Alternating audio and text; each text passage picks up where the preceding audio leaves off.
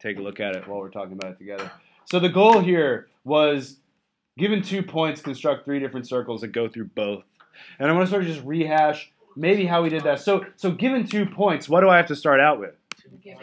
2 points. So here's a point A and a point R for Rowan, just cause.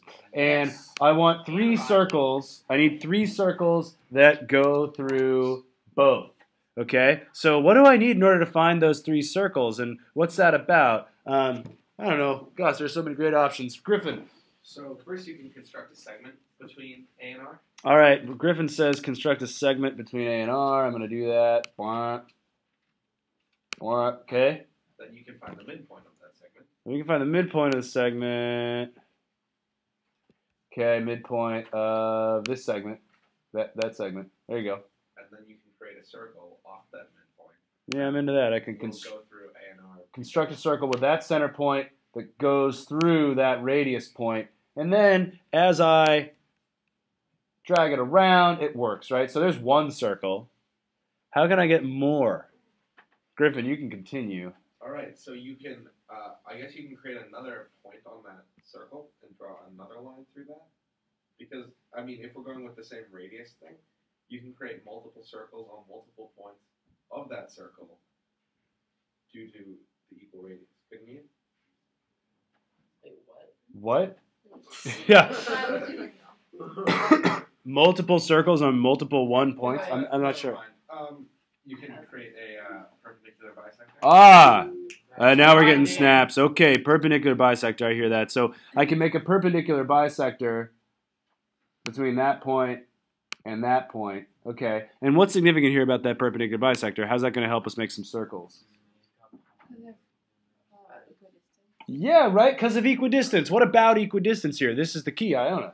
Every point on the perpendicular bisector can be equidistant from point A to point R. Iona just said every point on the perpendicular bisector must be equidistant from A and R. So let's see. So if I make this point, if I just pick a point, right there on the line, it should be equidistant, meaning the radii should be the same length, so it should go through both those points.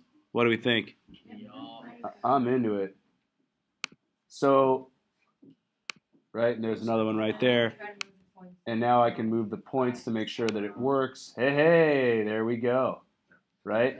No matter what. And if I want to get really fancy, I can click my hide button and hide this guy and hide this one. We can get real fancy. We'll even hide that segment. We'll hide that point. We'll hide this point. And then as I unclick my hide button, this is pretty sweet. Woo! That's pretty sweet. That is pretty neat, actually, I think. It looks like it's like eating you. It's like a snowman. It looks like a snowman with a little, I don't know. It's like, Yeah. it's a penguin. It's a penguin. Oh, I like that. Total penguin. Okay, so I just want to point out. It's a snowman doing that. Yeah, it looks like that monkey from the.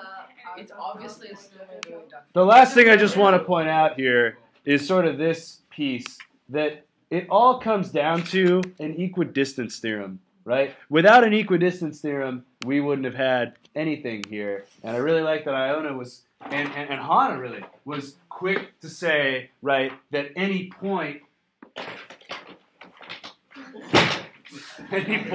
on a perpendicular bisector is going to be equidistant from the endpoints of a segment. Curiously enough, we made a kite. Whoa. Nice. Nice. Okay. Cool.